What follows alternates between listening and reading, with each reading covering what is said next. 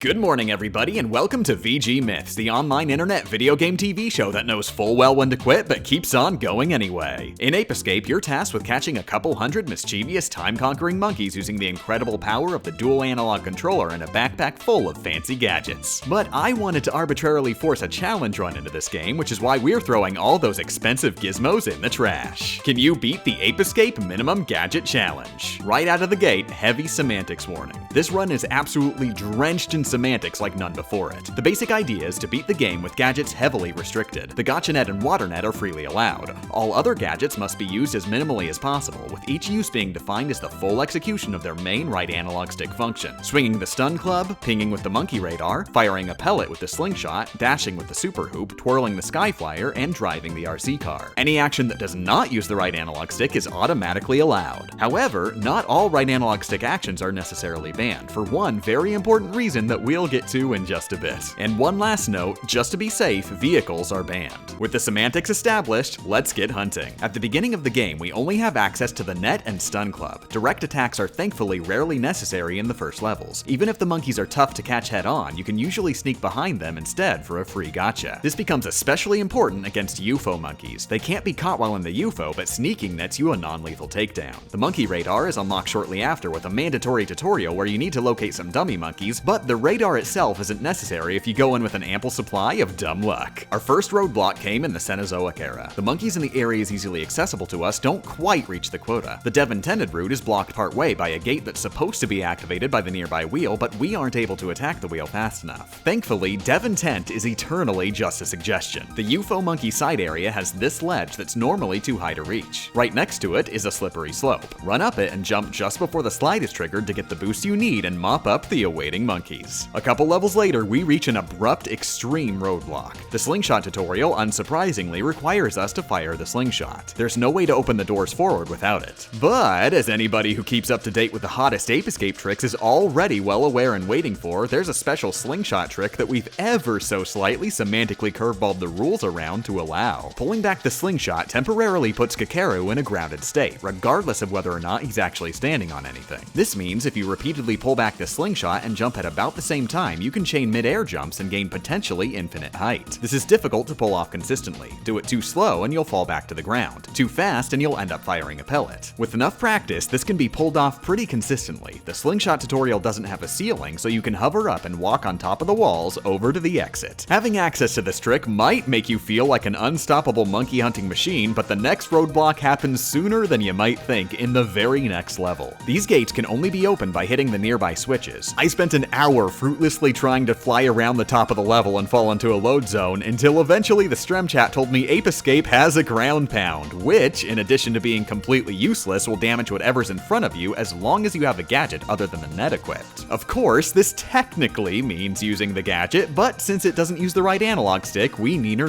into the next load zone. Unfortunately, that was not the roadblock I mentioned earlier. The next room over starts us indoors, every path blocked by gates which you're supposed to open by firing pellets through. I once again spent an embarrassingly long amount of time trying to infinite jump through the ceiling or clip through the gates, but alas, I couldn't find a single way through. Even our seemingly infinite supply of semantics isn't enough for this run. We fire a pellet through the gate to hit a switch, marking a total failure of the run and our first gadget use. The super hoop tutorial, thankfully, is a substantially less disappointing failure. We may not have the slingshot, but the devs got a bit lazy and you can jump off the mailbox at the beginning to grab onto the surrounding wall, once again traversing to the exit. The next pack of levels are pretty straightforward. While they do occasionally try to block your way with doors that require gadgets, you can slingshot straight over them. Of course, save regularly to bank the monkeys you catch in case you slip up and fire a pellet, and don't be surprised if your bounty breaking drops you into an endless, deathless abyss. Soon enough, we're thrown into yet another tutorial, this time for the sky flyer. Since the sky flyer's entire purpose is elevation, the devs actually did their due diligence and extended the edge of the walls higher than we can reach. It looks like we might be able to make one of the jumps without the sky flyer just barely, but I've never actually managed it. Doing the whole tutorial the dev intended method quintuples our gadget count, leaving us at 5. A few levels later, Hiroki challenges us to a race requiring tons of sky flying to make it to the end. I'm sorry to say it, but if you want to win the race, you're gonna have to use gadgets dozens of times. Get ready, this is gonna hurt. At the exact moment the race begins, jump off and lose like an idiot.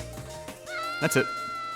the race is optional. A little while after is the RC car tutorial, which once again allows for no wall climbing shenanigans of any kind. Thankfully, though we need to press 2 switches with the RC car, it's possible to spawn the car on the ground in front of you by simply pressing the equip button while the RC car is already selected. This once again allows us to neener our way around the right analog stick, though we do still have to make an explicit gadget use to drive the car under the gate, leaving our count at 6. Continuing into the latter portion of the game, things start to get a lot trickier. It's increasingly frequently required to make perfect use of this slingshot glitch over gaps. And while some monkeys are designed to necessitate the RC car, you can often either slingshot over the ceiling or just phase your Met through solid matter, since the laws of physics hadn't yet been invented in the PS1 era. In addition, there's an increased combat focus going into the present day, so you'll finally have to start learning how to effectively fight with the ground pound. The ground pound's range only extends an extremely short distance in front of you and prevents you from manually moving for a few seconds. Plus, enemies interrupt you if you directly collide with them, making a clean hit way harder to land than it might look. But nevertheless, it's the only reliable way to deal damage, so you'll just have to rough it out and become a butt-stomping master. The TV tower marks a particularly difficult level. After catching every freely roaming monkey, the doorway is still locked and requires one more. Of course, I tried going over the door, but alas, the load zone is locked in.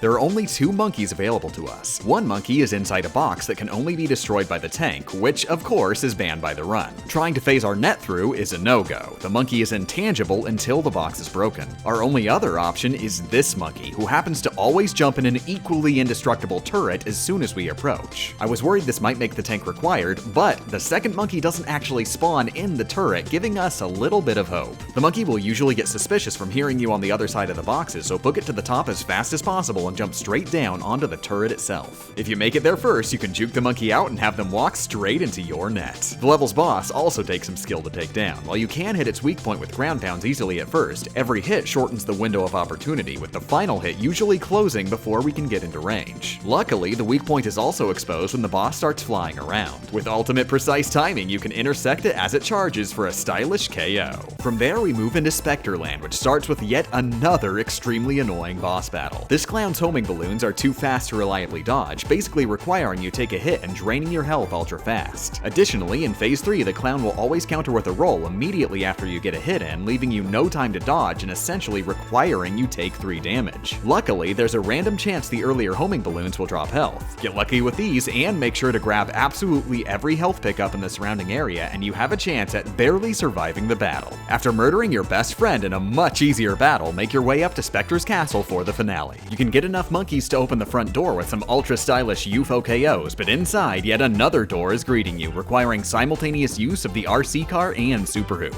Of course, we can lay down the RC car without a gadget use, but the Super Hoop still makes this a no-go. This room, and seemingly every room surrounding it, have tangible ceilings preventing us from just walking over the door like usual. But there is still a way out. Slingshot jump up this very specific corner in the lower floor, and once you hit the top, bam, you're magically teleported to Specter's room. The final boss, surprising to say, is not going down without a fight. The first phase has us fighting a JPEG image of a gun sitting behind a force field. My attempts at ground pounding its face over and over had no luck dealing damage. We either weren't close enough or got too close and bonked back by the force field. Of course, the next logical thing to try is breaking the laws of physics to go over or around the force field, but not only does it seem to extend up infinitely, there's a wall in the intangible void behind the level's boundary preventing you from even getting close to it. With that possibility exhausted, I went back to experimenting with ground pounds when it finally happened. The boss actually took damage, proving this was indeed possible ground pound only. The exact timing and positioning is ridiculously precise and is made 10 times more annoying since, as you may have realized, trying to sit on a gun that's currently shooting at you is incredibly ill-advised. But by an incredible stroke of luck, any shot Specter misses has a chance of unearthing a cookie, thus giving you an infinite supply of health refills. It took me about an hour, but eventually I got the final hit in to end this endurance challenge and move on to Phase 2, where the force field is finally dropped, allowing for a much faster and easier kill. With Specter running away with his tail between his legs, we end the Ape Escape minimum gadget run with 6 gadget uses.